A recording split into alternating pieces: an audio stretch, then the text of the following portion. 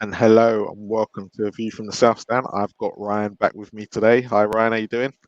Hello, mate. Not too bad. You? Yeah, okay. It's finished. Tottenham nil, Chelsea one in the second leg of the Carabao Cup. 3-0 on aggregate. Ryan, let's talk about what did you make of the two legs overall? You try to wind me up. Shocking. Terrible. We were lucky it was only 3-0 over the two. It could have easily been 4 or 5 in the first. Yeah. And then today, I mean, I really thought that we were going to react. I just don't think we did at all. I mean, I haven't questioned a lot since Conte come in. I did question his lineup today, though. I don't know if it has anything to do with Sunday, but I did question some of the players that were in that starting lineup today. It was a bit strange. Um, but yeah, the players just didn't react at all. It was just so bad. And there's So just, you can yeah. see, there's just a huge the difference between the two. It's so big. It's just embarrassing. So do you think it's more down to personnel or desire tonight? Probably a bit of both, to be honest. You can see there's a club on one side that invests Yeah. and is sole their sole purpose is to win the biggest trophies and make sure they've got the best players in the world in some of their Yeah. positions. And then you've got another club that is now paying the price for not investing when it should have done. And that's I think it does all boil down to desire, I think, and it runs from top to bottom. It really does. It's now starting to show on the Yeah, pitch. because the question came up against like everyone will go, you'll find a lot of people going, it's not Daniel Levy playing these semi-finals, it's the players.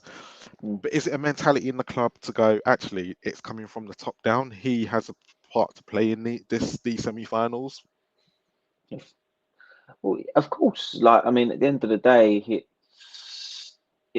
without investment, you're not gonna win the biggest trophies. You're not gonna win the Premier League. You're not gonna attract, and then you're not gonna attract the best players.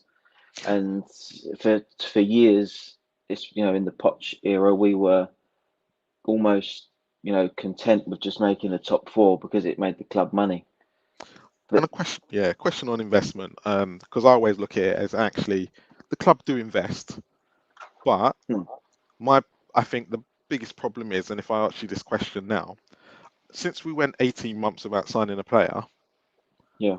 which player we brought in that has made a positive impact on this squad or even on the team, on the club as a whole? Hmm. No, do you know what? I do agree. We have invested, Yeah, and money has been put into the squad. You can't deny that. yeah, But then you've got to question the recruitment because yes. I don't think there's a single player that I can think of really that has actually made, like you said, a positive And impact. even when I look back before the 18 months, Lucas Moura was the last player we signed, but Mm, he's only probably starting to make an impact now, which is what, 4 or 5 years later. And if I asked you another question, went, who's probably the last player that we signed has made a major impact on our starting 11? And if I said to you, probably the last player we made was Toby Alderweireld, yeah, would that be you're probably scary? right. A Yeah, you're probably scary right. thought because you Yeah. think, well, that was the first year. That was the first year when Leicester messed up and we made the Champions League, and he was the Mm, last proper signing. mm. Well, to be fair, Højbjerg was decent last season, Yeah, and he showed real promise. And I thought this yeah, is a player we've needed since Moussa Dembele left, a yeah. player to fill that void. But this season he's been dreadful. He's been put well. He's been hit and miss.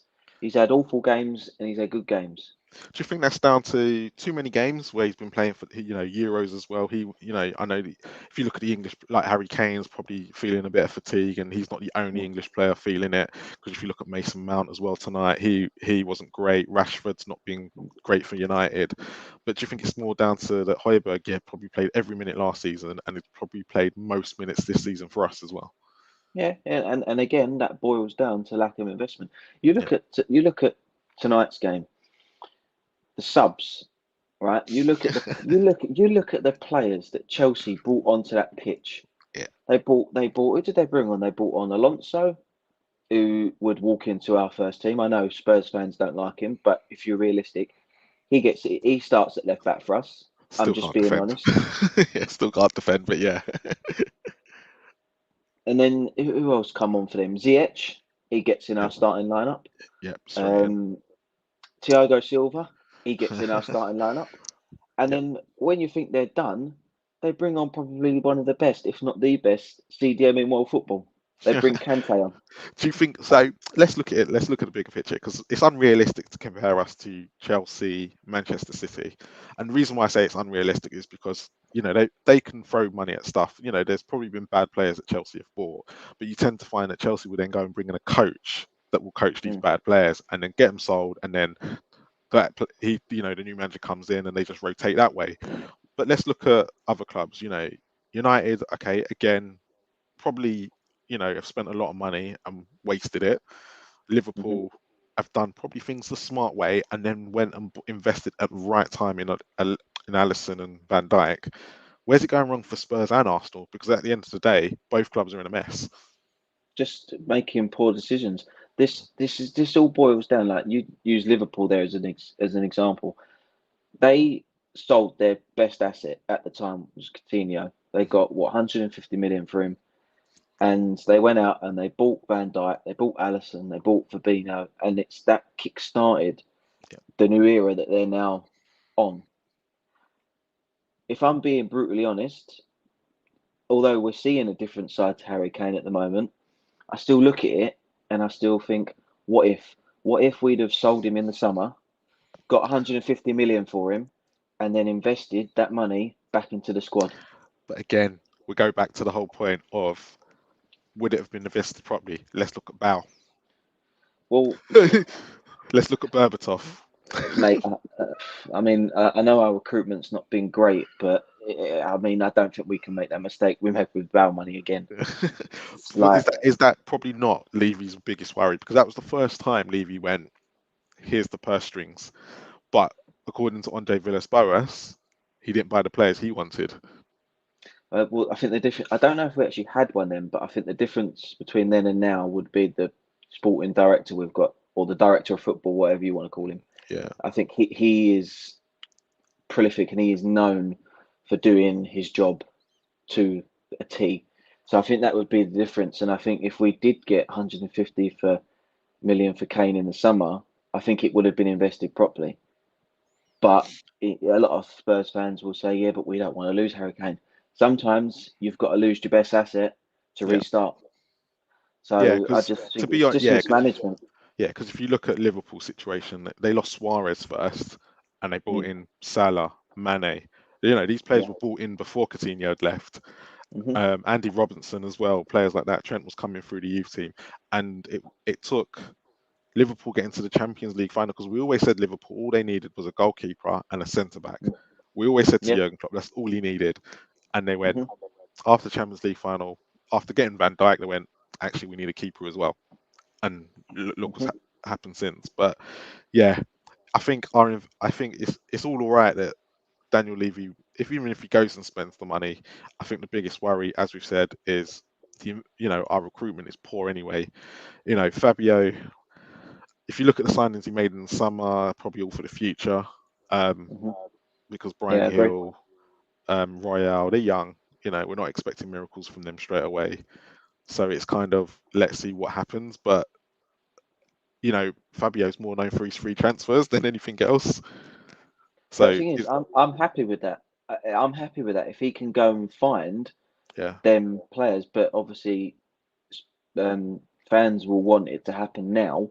yeah, We're not going to get them players till the summer unless they're without a club now, which I think is unlikely. yeah. But some of the players that are available on free transfers or to pre-agree ready for the summer, there's some quality players out there that we could at least try and negotiate with and show an interest. But it's weird because we're not negotiating now, and Fabio's probably used to being Juventus where they go, here, free reign. He's probably got Mm. Daniel Levy going, this is your budget. There you go. Mate, it's always we're always going to be held back by a budget. Yeah. It's just we do have to accept that Yeah. as Spurs fans. But if you just look at it, what's the point in bringing in Antonio Conte if you are not gonna back him until the sun comes up? It's what's the point? There's just no point in getting a manager like that if you're not gonna back him properly. He has to Listen, be backed, and it's as simple as that. listening to Conte's interview the other day, do you think it's a case of he knows that he's probably only going to get 2 or 3 January, but summer is when they're going to actually back him? Again, I'm happy with that. I'm happy with 2 or 3 in Jan. It it is extremely difficult to get classy players that are going to change your team in January. I know I, it's I would, I happened. would, I'd question that, but yeah, I know it's happened. I know it's yeah. happened.